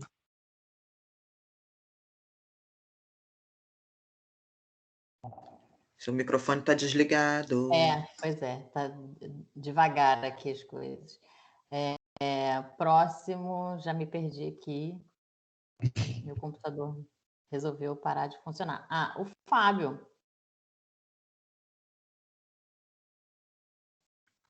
Fábio, cadê você? Boa noite. Estão ouvindo? Perfeitamente. Sim. Boa noite, Luana, Raquel. Boa noite, Felipe. Os colegas aí que estão participando. Eu não queria... A pergunta é assim, isso não é uma espécie de ética? O SG está mudando o nome para... tudo que você está me falando me parece muito ligado à ética. Outra coisa, eu queria que você me indicasse um livro para entender melhor o ESG, se pudesse me indicar. Tá. Primeiro, o livro eu vou buscar na FIA, não sei te responder agora de cara, porque eu tenho lido muito artigo, mas e também provavelmente eu vou ter que buscar superiores aí que tenham mais conhecimento do que eu, porque eu estou lançando um livro esse ano, sou um dos organizadores do livro, tem alguns capítulos lá dentro, que ele fala sobre gestão de projetos socioambientais. Depois eu inclusive vou mandar uma cópia para você, Raquel, para você botar na biblioteca da universidade. E aí eu falo um pouquinho sobre o conceito dentro desse livro lá, tá? Mas eu prometo que vou buscar artigos, eu tenho inúmeros, agora livros eu vou buscar e te falo, tá? Agora, sobre a questão de ética, você está certíssimo. Acho que o primeiro, o segundo slide meu, lá, eu falo que ESG é uma questão de ética, mas é uma questão de ótica, né? Então, você está completamente coberto de razão, porque ética não tem meio termo. Ou você tem, ou você não tem. Não existe meia ética, não existe meio em cima do muro da ética, né?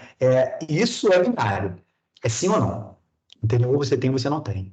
Por isso que, assim, eu acho que a questão da ética que envolve o ESG, e aí a gente bota ética, licenciamento ambiental, ESG, e aí quando mistura isso tudo, a gente tem ali um delta, no final das contas, de que ESG, ele eleva o patamar da questão. A gente está falando de remuneração justa, nós estamos falando de stakeholders, comunidades que sejam afetadas, mas que tenham orgulho daquela empresa que está ali, porque não só porque gera um monte de emprego, mas porque ela mitiga a sua poluição, entendeu? Então, é uma questão realmente, de fato, atrelada à ética, não tem dissociação. Respondi? Resumindo? Respondeu sim, muito obrigado. De nada, respondi. Agora, Alessandro tinha levantado a mão. Assim, o que eu queria colocar é o seguinte, mudança de geração, né? Hoje nós temos a geração Z. A geração Z, ela tem uma pegada muito forte aí.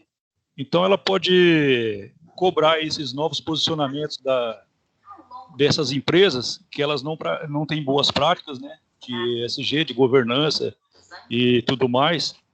E de uma certa forma, eu vou dizer aqui que eu esqueci a palavra que eu ia usar, mas podemos boicotar certos produtos de empresas que não praticam isso. A geração Z, ela pode fazer isso. Ou não, professor? Vai fazer isso e deixará o Eu estou completamente de acordo com você. Como é que é seu nome? Ficará sem reação. Meu nome é Alessandro. Alessandro. De novo, né? O Alessandro, estou completamente de acordo. Inclusive, tem uma pesquisa que eles fazem com essas faixas etárias, sabe?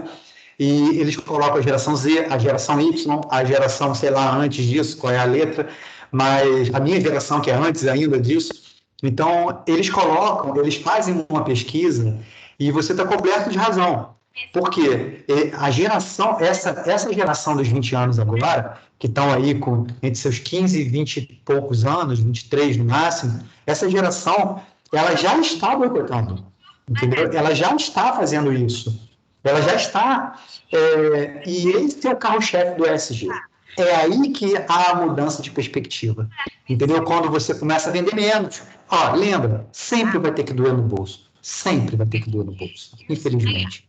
Entendeu? Então, quando começa a vender menos, quando tem boicote, quando cai o valuation, seja porque Cristiano Ronaldo tirou 2 garrafinhas, ou seja porque rompeu uma barragem, ou porque matou um cachorro, ou porque enfocou um cara, seja por qualquer coisa. Quando mexe com dinheiro, a ESG é isso. Então, o ESG, lembra, visa mitigar riscos econômicos através das governanças ambientais, sociais, né, e empresariais. Então, esse é o caminho, Alessandro, esse é o caminho. E aí eu complemento a pergunta do outro colega, né, que perguntou também, que eu estava falando sobre o que acelera esse processo, e aí eu complemento com a sua visão, com a sua questão. O que acelera esse processo vai ser quando a gente mudar de mentalidade e parar de comprar em determinadas empresas, entendeu? Ainda que seja mais barata. Só que nem toda parcela da população, e isso está em pesquisa também, uma parcela grande da geração Y, estou falando assim, acima de 60%, eles já estão boicotando e já têm interesse em comprar só de empresas que tenham o viés ESG, tá? Acima de 60% a 70%, se eu não me engano. Outras gerações, né, mais velhas, vai caindo esse percentual, mas essa geração, você está coberto de razão. Elas podem mudar essa questão da sustentabilidade e colocar de fato em prática. Botar as empresas para refletirem e implementar as questões que não seja greenwash. Obrigado, professor Felipe. Muito obrigado. Dispõe, Alessandro. Estou falando aqui que acima de 40 anos é geração X. Eu devo ser essa daí, então. Eu também devo ser Baby Boomers. Esse é o nome para mim.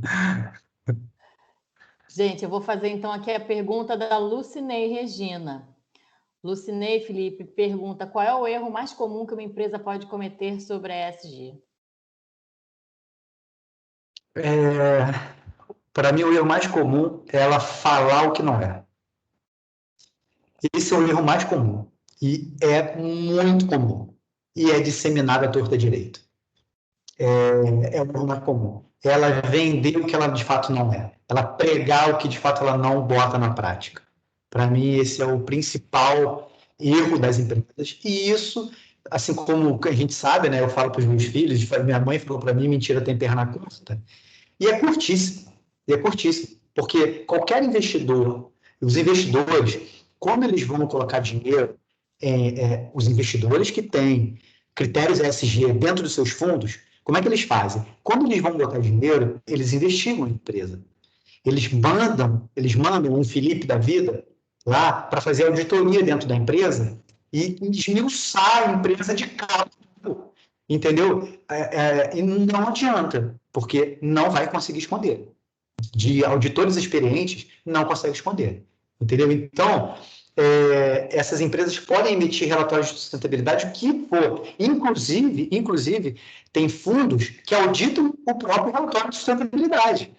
Então, por exemplo, se a empresa X ou Y tem dinheiro de certos fundos ou de certos bancos internacionais, principalmente, que aderiram ao princípio do investimento responsável, eles auditam os relatórios de sustentabilidade para saber se aquela fotinha bonita que ela botou lá não é só para atrair mais investimento, não. Entendeu? Dentro daquele relatório de sustentabilidade. De fato, ela está cumprindo com aquilo, então eles auditam. Então, o erro mais comum das empresas é passar uma imagem que elas não são. Excelente. Jaqueline. Boa noite a todos. Vou fazer um comentário em relação à Natura, tá, professor? Eu sou especialista em beleza Natura, fora isso eu tenho meu trabalho no hospital privado, né? E o que a gente aprende também é a questão da consciência, das questões sociais, né, e ambientais. A Natura utiliza a impressão de seus papéis, certificado do FSC. O senhor pode falar mais bonitinho em inglês, porque eu não sei falar inglês. Aí a certificação que é a garantia de que a matéria-prima advém de uma floresta remanejada de forma ecologicamente correta, né? Social, justa e economicamente viável, né? E fora isso, a Natura tem um projeto para todos os consumidores. Eu também não sei se vocês são consumidores, né? Ou se vocês sabiam, né? Que a cada 5 embalagens que vocês utilizam dos produtos, né? Você troca por um produto nas redes credenciadas, né? E tem que ver quais são as regiões, né? Que tem essas lojas, né? E aí, esses produtos essas embalagens que vão para a troca, né? Elas vão para essa empresa, a Terra Cicle, aqui em Pinheiros, em São Paulo, né? Que é uma empresa líder global em soluções para resíduos, né? De difícil reciclabilidade, né? Então é muito bom. Eles ao tempo todo, né? A gente fazendo os treinamentos, a gente por ser consultor na Natura, especialista em beleza, né? A gente tem vários treinamentos, né? Online, né? E tem um projeto de trilhas, né? É tudo ligado à natureza, sabe? Quando tem as reuniões das gerentes, sempre falando da sustentabilidade. É uma empresa muito boa de se trabalhar mesmo, né? Tanto como revendedor autônomo, né? E quem trabalha lá dentro, né? É só só para informar. Bacana. É importante isso, porque eu não estou fazendo greenwashing nem propaganda de nenhuma empresa. Tem aqui uma comprovação, 2, né? O José também já comprovou aí dos gestores ambientais, agora você me comprova da Natura. Agradeço. Obrigada. E legal que ela é um stakeholder da Natura, né? Exatamente, interno. Não é qualquer stakeholder, é interno. Pois Natura me patrocine se tiver alguém por aí.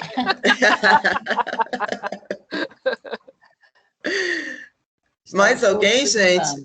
Eu vou, então, fazer a minha pergunta, né? Eu preferi deixar vocês falarem, porque esse é sempre o objetivo, mas eu tenho uma dúvida, né? Até porque eu sou bióloga, né? Minha atuação propriamente dita em campo, na gestão ambiental, não é muito grande, então isso é uma dúvida minha. O sistema de gestão ambiental, ele está incluído nesse processo do ESG? Tá, sim. Tá. A gente audita, principalmente na governança, né, se os sistemas, por exemplo, é informatizado ou não se você tem memória de tudo que você faz, se você registra tudo. O sistema de gestão ambiental, dentro de uma companhia, ele, por exemplo, quando a gente pede, dentro do due diligence, ou auditoria qualquer, a gente pede, por exemplo, algum tipo de documento e o cara só vai lá no computador e tecla e já sabe onde está, a gente sabe que aquela empresa ela tem, por exemplo, uma certificação ISO. Tendo uma certificação ISO, ela adere a alguns princípios importantes dentro da sustentabilidade. Então, a gestão ambiental é, sim, uma das etapas, uma das milhões de etapas da auditoria ESG, tá? Um dos menores checklists que eu tenho, ele tem mais de 250 questões envolvendo o E, o S e o G, tá? Um dos menores checklists que eu tenho. Ele Então, quer dizer, a auditoria de ESG é, de fato, muito minuciosa. A gente aprende muito, né? Mas a gente também cobra bastante da empresa. Muito bom. Obrigada. Disponho. Queridos, alguém mais gostaria de fazer algum comentário, alguma pergunta? Vamos começar a caminhar aí para os ritos finais, porque, assim, teve um dia que a gente acabou mais de 10 horas, né? Porque as discussões, elas vão ficando férteis e a gente se empolga, por isso que a gente precisa dar um encerramento. Mas a gente já está quase lá, né? São pois é. Então, isso aí. Por isso que eu estou preocupada.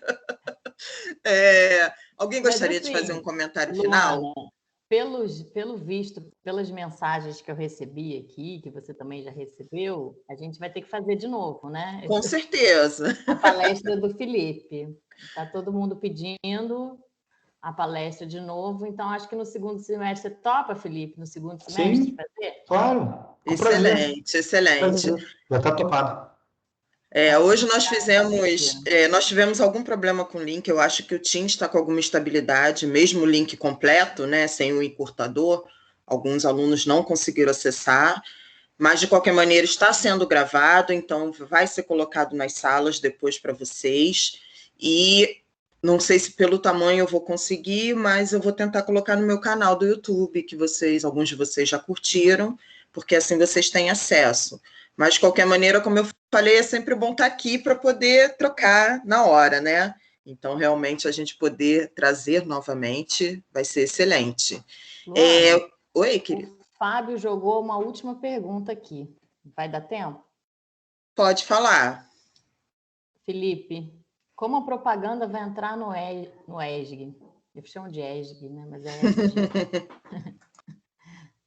Propaganda? Qual tipo de propaganda? Propaganda de marketing? Eu acho que é propaganda de marketing. Isso. É isso, propaganda Fábio? Marketing. É a publicidade das empresas. Publicidade. Como que ela entra dentro do ESG? Muito através dos relatórios de sustentabilidade. Tá? Então, uma empresa como a Natura, por exemplo, na bela exemplo da Natura, ela tem já tem uma vocação de sustentabilidade no seu DNA, ela já invoca as questões ESG, e ela faz belíssimos relatórios de sustentabilidade. Então, ela pode fazer marketing e deve fazer um marketing positivo, uma propaganda positiva dela, das ações que ela faz. E ela até faz pouco, comparado com diversas outras, né? O AgriPop, o AgriTech, o AgriTudo, né? Enfim. Então, ela deveria explorar muito mais até disso. Então, eu acho que a questão da propaganda e marketing, ela entra muito dentro dos relatórios de sustentabilidade e também dentro das propagandas que ela pode fazer quando ela, sim, adere aos princípios de responsabilidade. Por outro lado, eu acho que se fizer isso, algumas empresas se fizer isso, é um tiro no pé, né? Só se elas não forem, é aquilo que eu disse, se a prática não condizer com o que está lá dentro do relatório. Se condizer, não vejo porquê. É isso, professor. Eu concordo com o senhor. E tem empresas aí que eles fazem isso, faz aquele fanfarrão todo e quando você vai lá, é um Deus nos acuda. Exatamente. Olha, eu aconselho, porque você falar com o stakeholder interno, você conversar com o stakeholder interno, existe até, por exemplo, algumas certificações que quando ele vai falar com, por exemplo, uma mulher, só uma mulher pode falar com mulher. Existem certificações que dizem isso. Por quê? Porque a gente vai perguntar sobre assédio moral, nós vamos perguntar sobre assédios de uma maneira geral, e existem certificações, inclusive, que esse tipo de pergunta não é feita dentro da companhia. Você marca fora da companhia uma mulher com uma mulher e faz esse tipo de pergunta, que são anônimos, inclusive, entendeu? E são questões de compliance, etc. Tem algumas certificações que são assim. Então, quando você não consegue esconder durante muito tempo isso. Então, a dica que eu dou não conversa com o stakeholder interno da empresa, não. Conversa com o externo. Conversa com o cara que está colado no muro da companhia lá e pergunta para ele o que ele acha da companhia, ou como que a companhia se sai, enfim. Aí vocês vão ver o que é ESG. Aí vocês vão ter a real noção do que é uma matriz de materialidade, por exemplo. Entendeu? Como que o stakeholder vê a empresa.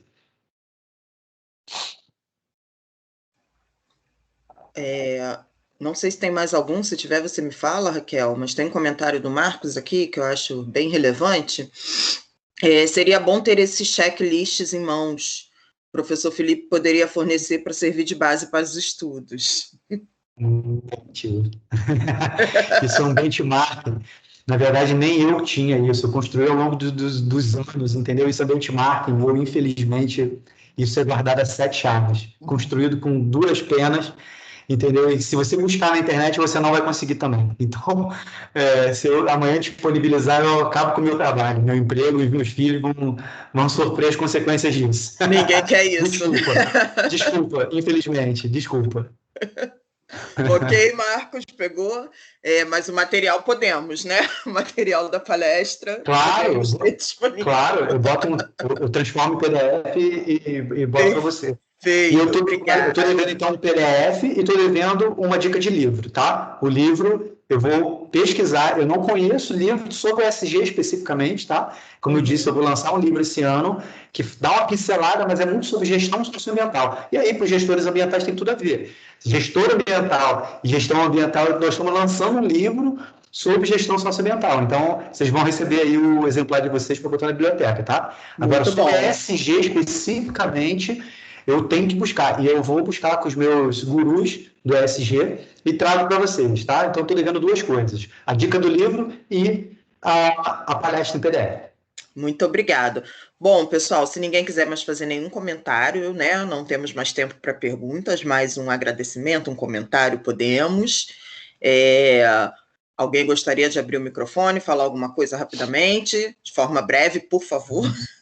Sim, eu, Alessandro, aqui do Mato Grosso do Sul, quero te agradecer, Felipe, pela excelente palestra que o senhor nos enriqueceu aí no nosso curso de gestão. Agradecer a todos os colegas também que contribuíram com a palestra para que ela fosse assim, enriquecida, né? Muito obrigado. Eu quero falar também, Gustavo de Brumadinho, agradecer ao Felipe, a todos, Raquel, Luana, todo mundo que participou, super esclarecedor. Obrigadão, boa noite a todos. Também quero agradecer ao Felipe, a professora que teve a ideia maravilhosa de trazer ele, porque, sinceramente, foi eu não esperava tanto, né? Foi maravilhosa, foi muito enriquecedor mesmo essa palestra.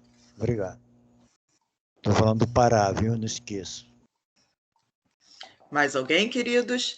Aqui na Unileia nós temos alunos do Brasil inteiro, né? Então, nós temos essa diversidade que é muito boa. Assim. Eu tenho uma réplica aí? Sim, claro, imagina. Pode falar. Queria agradecer muito a oportunidade de estar com vocês aqui. Para mim foi uma honra de verdade. O nível de vocês é altíssimo. Eu dou muita palestra, cursos, etc. E às vezes a gente abre e ninguém comenta, ninguém pergunta, entendeu? Está aqui para ganhar nota, eu participar. Então, o nível de vocês é altíssimo. Nós temos pessoas que trabalham na área, que não estão aqui 10 horas da noite de uma quarta-feira à toa. Então, agradeço muito. Fala para o José Oscar que eu sou filho de paraense, tá? Filho de paraense, meu pai é paraense. Raquel sabe disso, porque a gente fez mestrado junto. A gente passou um aniversário meu lá na Ilha das Cinzas, em Buripá, no Pará. Um aniversário meu que eles fizeram surpresa para mim, inclusive. E eu sou filho de paraense, sou neto de paraense, minha avó é paraense, meu avô, de parte de pai, é amazonense, de Manauara, né? Então, eu sou filho da terra, na sua terra aí, tá? Com muito orgulho. Que riqueza, hein? Que maravilha. É filho da terra, mas tem o sangue do Papa Chibé. Medo de açaí, lá de Gurupá. De Gurupá. Assim, lembro muito. Acho que o Albert também quer dar suas considerações finais. Boa noite. Felizmente não assisti a palestra, por causa do link aí, tá? Poxa, espero que é uma pena mesmo, pela discussão. Eu só estou aqui ouvindo o pessoal perguntando e não pude perguntar, porque não estou inteirado. Né? Vai ter outra. Espero em breve poder assistir. E agradeço aí. Obrigada, Walter. Marcos também levantou a mãozinha aqui para dar as considerações finais. Boa noite a todos. Eu gostaria de agradecer novamente. Muito rico a palestra. A gente aprendeu bastante hoje, né? Como aluno. Pedir desculpa também, professor, que a intenção não foi essa de pedir seu trabalho, mas sim como referência para a gente dar continuidade nessa história. Não, esquece isso.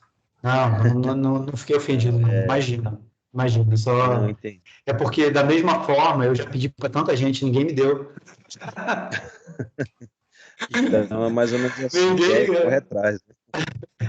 É isso aí. Mas fica tranquilo, obrigado. Não, fica tranquilo. Em compensação, está passando conhecimento, que é o mais importante. Com certeza. Queridos, então... terminamos mais um dia da nossa primeira semana do meio ambiente. Confesso que eu estou ficando positivamente surpresa com a participação de vocês. Quero agradecer ao Felipe mais uma vez por ter topado prontamente, né? Eu acho que todos os comentários não deixam dúvidas do quanto a sua palestra foi enriquecedora para os nossos alunos.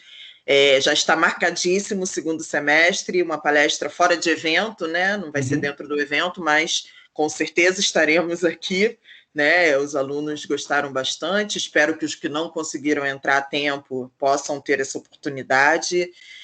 E eu fico muito, muito, muito feliz mesmo de ter recebido você aqui. Acho que a Patrícia quer falar também. Quando a Patrícia acabar, eu passo a palavra para a Raquel e depois para o Felipe, para a gente se despedir. Fala, Patrícia. Boa noite, professora Luana, professora Raquel, professor Felipe. Rapidinho mesmo, Luana. Eu sou aqui do Rio de Janeiro, né? Luana sabe, mas Felipe não sabe. Palestra excelente.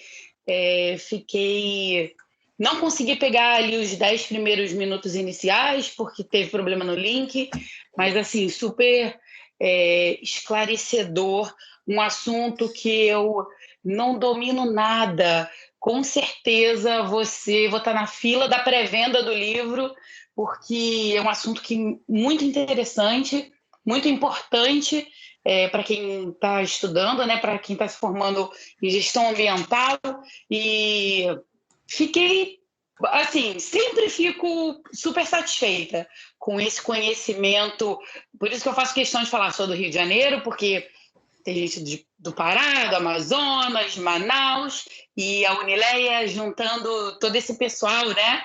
Então, é um dos melhores grupos assim, de palestras e de debate em roda, né? Que eu estou participando. E eu acho um dos melhores grupos, porque participo de outros fora da universidade, mas esse da universidade é muito importante, muito satisfatório. Como a professora, acho que foi a professora Raquel que falou, a gente fica aqui até 10 horas, passando de 10 horas da noite numa quarta-feira, que todo mundo trabalhou o dia inteiro, e eu mesmo corro, porque eu já saio do trabalho às 7, então eu corro para 8 horas estar aqui online. Estou deixando de fazer, às vezes, alguma tarefa, mas, assim, professor Felipe, sem palavras, sem comentários para te elogiar, o tanto que você já foi elogiado, como os outros, né? Segunda-feira foi ótimo, terça também, mas hoje foi muito especial. Com certeza, no próximo semestre, vou estar também presente, né? Porque eu gosto de participar, gosto de ser ativa, e esse assunto realmente foi muito esclarecedor, muito, pelo menos para mim, para a minha vida, para o meu trabalho, vou levar assim junto comigo, e com certeza vou ficar assistindo aí o que a Luana botar no YouTube, já vou salvar lá para assistir muitas vezes, porque sempre fica um pontinho outro que você, né, quer dar uma explicação, e eu acho que, como o José comentou, a gente acaba passando para os colegas no trabalho e a gente vai levando conhecimento à frente. Obrigada, boa noite a todos. Boa noite, excelente. Felipe, se quiser responder. Sem microfone. Microfone. Eu estou falando. Sou rei de fazer isso. Todo mundo faz isso. Sem palavras, Patrícia, sem palavras mesmo. Assim, e todos vocês, cara, cada elogio massageia meu coração de uma maneira que, de fato, me faz perceber que eu estou no caminho certo. Sabe? Que não é fácil para ninguém, não foi fácil a trajetória, e vale cada minuto. Cada estudo que eu tenho, eu estudo muito ainda, sabe? Depois que eu costumo dizer que depois que eu saí da faculdade, eu virei um CDF impressionante.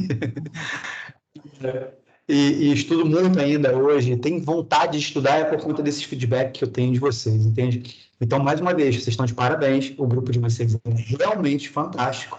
As perguntas não são default, não são, sabe, aquela coisa assim, padrão, não são. E vocês estão de parabéns. Muito obrigado, realmente. Cada elogio que eu ganhei, e agradeço demais a oportunidade que vocês me deram, né? É uma oportunidade que eu tive de mostrar um pouquinho do ESG, um pouquinho do conhecimento que eu tenho acumulado aí ao longo desses anos. E, novamente, eu fico à disposição de vocês no evento, fora do evento, palestra, curso, mini curso, e aí vamos, por aí vamos. E tem outras bagagens aí também guardadas aí que a gente pode contribuir também, tá bom? Então, mais uma vez, agradeço de coração. Maravilha. Raquel, vou deixar você agora com as suas palavras finais. Já vamos chegando às 10 horas de novo. A gente não consegue. E é isso aí. Eu sabia que a palestra ia ser muito boa, não tinha dúvidas nenhuma. Felipe, muito obrigada por aceitar o convite. Foi excelente, foi um sucesso. Então, já deixamos aqui marcada a próxima, né? E eu fico particularmente muito feliz com as suas palavras sobre os nossos alunos, que realmente a gente morre de orgulho, eu e Luana, porque são 10 horas de uma quarta-feira, que alguém falou aí que tem futebol hoje. Tem jogo do Flamengo. Futebol, tá vendo? Tem jogo do competindo Flamengo. com o Flamengo. Olha só, viu? Você vê como estamos bem. Pois é, não, mas eu fico mesmo. Eu estou falando isso todo dia. Mas vale a pena. Não é para puxar saco dos meus alunos, não. Eles são sensacionais. A gente está no meio de uma pandemia, todo mundo trabalhando de home office, com criança em casa, todo mundo desmotivado, e eles participam, eles perguntam, eles estão ativos, eles fazem as atividades. Eu, sinceramente, estou muito orgulhosa dos alunos. E é isso, queria dar boa noite para todo mundo, agradecer a participação de todo mundo, agradecer o Felipe pela 30ª vez, que foi ótimo, a palestra foi um sucesso. Luana, e um beijo para todos. Felipe, deixo você com as considerações finais. Beleza, é isso, pessoal. Mais uma vez agradeço, parabenizo pelo evento. É a primeira semana de meio ambiente, não é isso? Primeira semana de meio ambiente. Que sejam muitas. Espero que sejam, exatamente. Será, porque foi realmente um sucesso aí a participação dos alunos. Realmente é de se orgulhar, de fato, vocês estão no caminho certo. E provavelmente a participação dos alunos deve ser reflexo do que vocês vêm fazendo como professores. Porque se vocês não fossem uma boa coordenação, um bom curso, bons professores, você tem a certeza de que não ia ter essa adesão toda e eles não sairiam 7 horas correndo do trabalho para estar aí para assistir essas palestras, tá? Então, a parcela de contribuição de vocês é muito grande, e saibam que vocês fazem a diferença para esse público, para esses alunos terem essa capacidade toda, né, e saírem desse curso aí voando na área ambiental. Parabéns, tá? E até a próxima. Até breve. Até. Tchau, pessoal. Uma boa noite a todos. Tchau, gente. Boa Terminamos noite. por aqui.